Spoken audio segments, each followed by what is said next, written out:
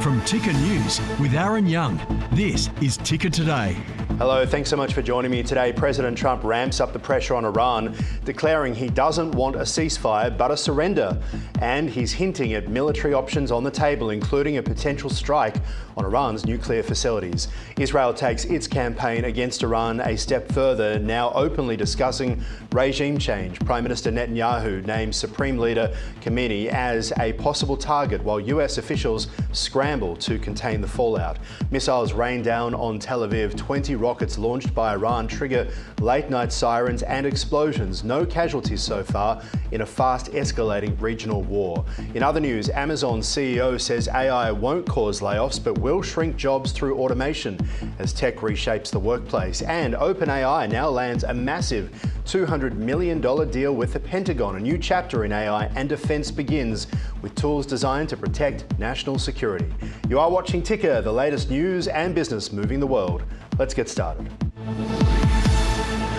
First today, President Donald Trump says he is seeking an end rather than a ceasefire with Iran and reiterates that Iran must not acquire nuclear weapons. Returning to Washington from the G7 in Canada, President Trump mentioned he has not initiated peace talks with Iran and believes they missed an opportunity for a deal. He also expressed confidence that US weapons could eliminate Iran's nuclear program before it becomes operational. President Trump held a national security meeting at the White House.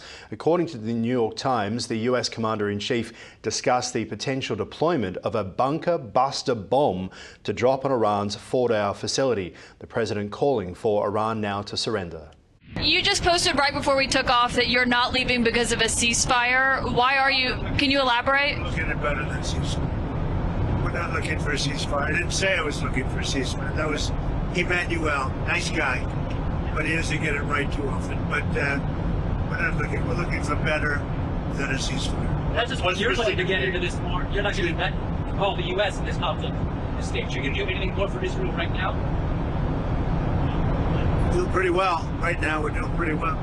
Remember, Iran cannot have a nuclear weapon. It's very simple. We don't have to go too deep into it. They just can't have a nuclear weapon. What was the thinking on the call for Tehran to evacuate? Is there a threat or is there incoming? What was the thinking on the full evacuation? I want people to be safe. And that's always possible. A thing like that could happen. I just want people to be safe. The president later posted on Truth Social, "We know exactly where the so-called Supreme Leader is hiding. He is an easy target, but is safe there.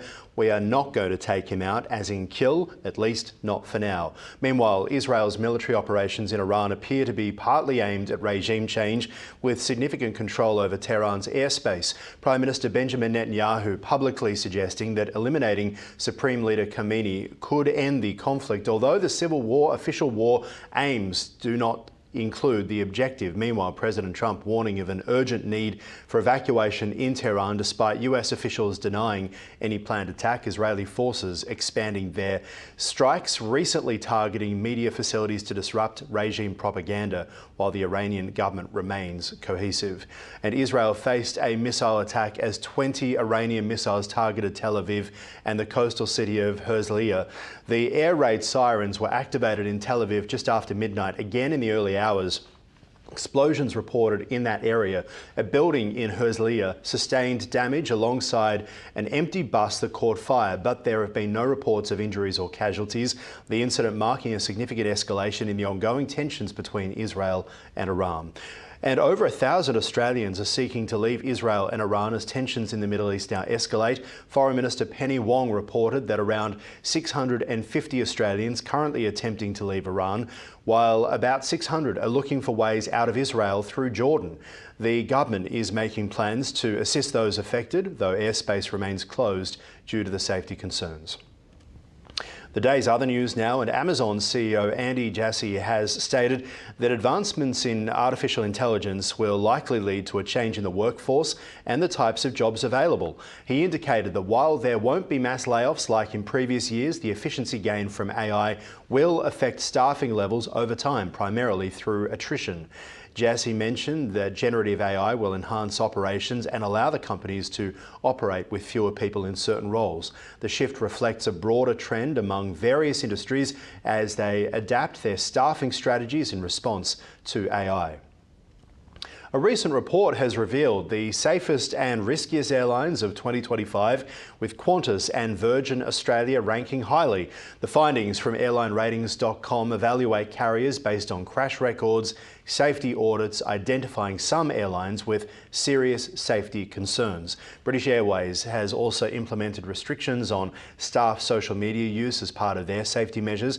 Meanwhile, JetBlue and the US Delta, Southwest have all been recognised for high customer satisfaction in recent surveys. OpenAI has secured a $200 million contract with the US Defense Department to develop artificial intelligence tools aimed at enhancing national security. The one-year agreement follows OpenAI's collaboration with Anduril, a defense technology firm, to implement advanced AI systems. The contract marks the launch of the OpenAI for Government initiative, allowing US agencies access to custom AI models.